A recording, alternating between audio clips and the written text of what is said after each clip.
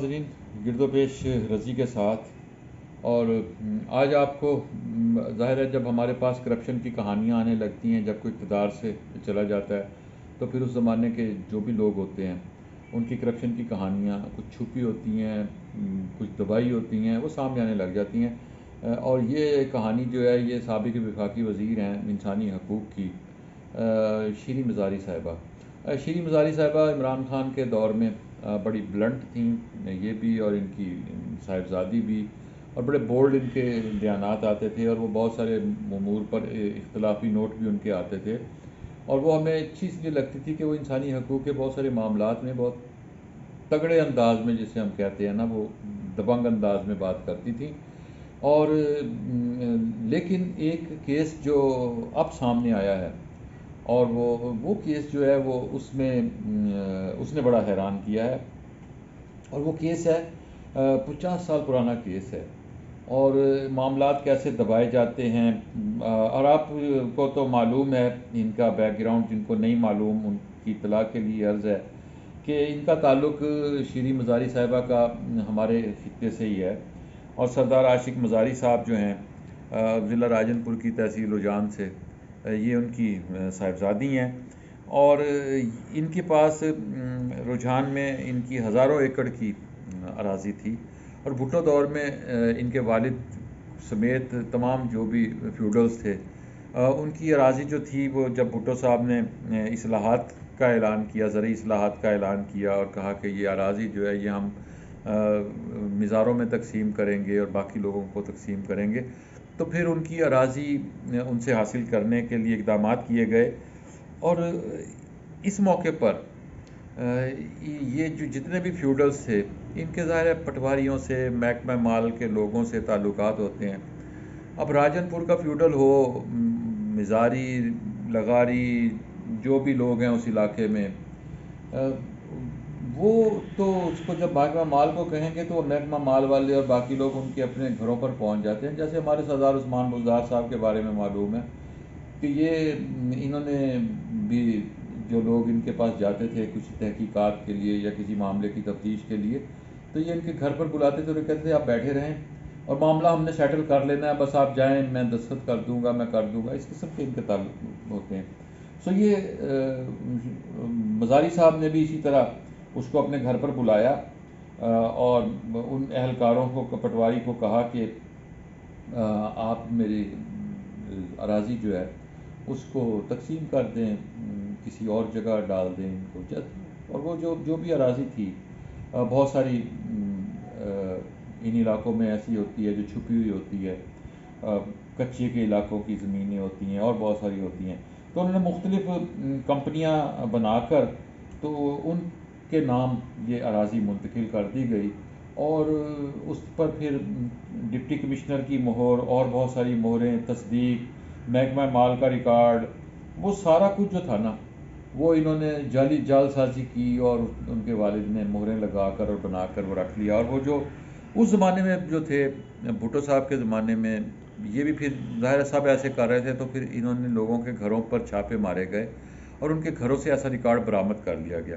سو اس چھاپے سے بچنے کے لیے انہوں نے پٹواری کو کہا کہ آپ یہ ریکارڈ اپنے گھر لے جائیں، اور وہ اپنے گھر لے جا کر اس نے صندوق میں بند کر دیا. اب یہاں تک تو بات ٹھیک تھی، یہ معاملہ سنیں ختم ہو گیا جیسے بھی ہوا. اب اس میں جو ایک اور چیز ہے کہ اس میں آگے چل کر چیزیں جو ہوتی ہیں، کہیں نہ کہیں کوئی فائل چل رہی ہوتی ہے، کہیں کوئی دوبارہ اوپن ہو جاتی ہے. وہ جب فائل دوبارہ چلی، یہ آ گئی سیاست میں 2008 میں، اور پی ٹی آئی کی حکومت آئی تو شہزاد اکبر جو تھے ان کے پاس بہت سے کیس آئے. انہوں نے بھی اس کیس کو دبانا شروع کر دیا. کیس کہیں موجود تھا اسے دبانا شروع کر دیا. اور پھر اس دوران رائے منظور نام کا ایک افسر آیا. یہ افسر جو تھا، جسے کہتے ہیں کہ خطرات مول لینے والے افسر ہوتے ہیں، تو رائے منظور نے کسی کی بات سنتا نہیں تھا. اس نے بہت سے ہائی پروفائل کیس اس کے پاس موجود تھے اور اس کو بڑی عزت کی نگاہ سے دیکھا جاتا تھا. رائے منظور نے چارج سنبھالا تو وزیر اعظم عثمان بزدار نے انہیں سفارش کی کہ شیریں مزاری کا کیس ہے، آپ نے اس کیس میں خیال رکھنا ہے، ان کے خلاف فیصلہ نہیں آنا چاہیے جلدی. لیں جی وہ رائے منظور نے فائل کھولی اور 40,000 کنال کی اراضی جو ہے اس کی تفتیش شروع کر دی، اور پھر جب تفتیش شروع کی تو وہ اس اصل صندوق تک بھی پہنچ گیا جو نائب قاصد کے گھر پر ایک پر پڑا تھا، اور وہ نائب قاصد اب فوت ہو چکا تھا۔ ظاہر پٹواری اور نائب قاصد یہ سارے اس میں عمل میں شریک ہوتے ہیں، سو وہ ایک نائب قاصد کے گھر پڑا تھا۔ نائب قاصد جو تھا وہ فوت ہو چکا تھا، لیکن اس کے بیٹا جو ہے وہ صندوق کے ساتھ رہ رہا تھا۔ اینٹی کرپشن کی ٹیم نے اس کے گھر سے وہ ریکارڈ قبضے میں لے لیا۔ یہ ایک بریک تھرو تھا اس کیس میں، اور جب یہ ریکارڈ قبضے میں آ گیا تو پھر ایف آئی اے کو حکم دیا کہ ملزمان کے خلاف ایف آئی آر درج کی جائے، اور یہ خبر جب وزیر اعلیٰ تک پہنچی تو عثمان بزدار نے ڈی جی کو طلب کیا، اور اس نے کہا کہ آپ بے شک میرا تبادلہ کر دیں، لیکن میں اب اس ایف آئی آر سے پیچھے نہیں ہٹ سکتا، اور رائے منظور کو تبدیل کر دیا گیا۔ لیکن اس دوران تحریک عدم اعتماد آ گئی اور پھر حالات تبدیل ہو گئے۔ یہ ہے وہ دلچسپ کہانی، لیکن اس میں آگے چل کر یہ آیا کہ یہ جو 40,000 کنال کی جو اراضی ہے، اب ظاہر ہے یہ سارے آپس میں ملے ہوتے ہیں۔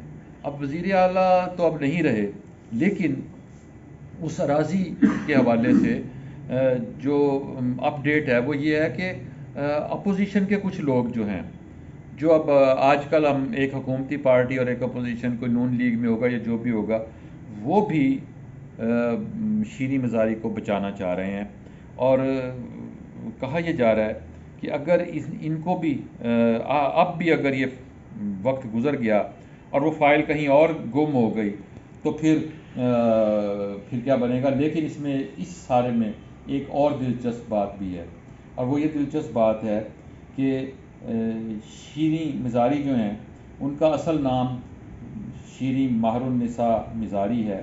نادرا کے ریکارڈ میں ان کی تاریخ پیدائش 6 جولائی 1951 ہے، جبکہ گوگل میں ان کی ڈیٹ آف برتھ جو ہے وہ 26 اپریل 1966 سامنے آتی ہے۔ یہ 15 سال کا فرق ڈالا گیا تھا تاریخ پیدائش میں، اور یہ 15 سال کا فرق اس لیے ڈالا گیا تھا تاکہ تفتیش کے دوران وکلا کو آسانی ہو سکے اور وہ کہہ سکیں کہ میری موکلہ کی عمر تو اس وقت صرف 5 سال تھی، لہٰذا وہ اس کیس میں ملوث نہیں۔ دیکھیں کیسی کیسی کہانیاں ہوتی ہیں پاکستان میں۔ آپ کی رائے کا مجھے انتظار رہے گا۔ ناظرین کرام، گرد و پیش رضی کے ساتھ اس چینل کو سبسکرائب کریں، بیل آئیکن کو کلک کریں۔ دوبارہ ملیں گے کسی نئی ویڈیو کے ساتھ۔ خدا حافظ۔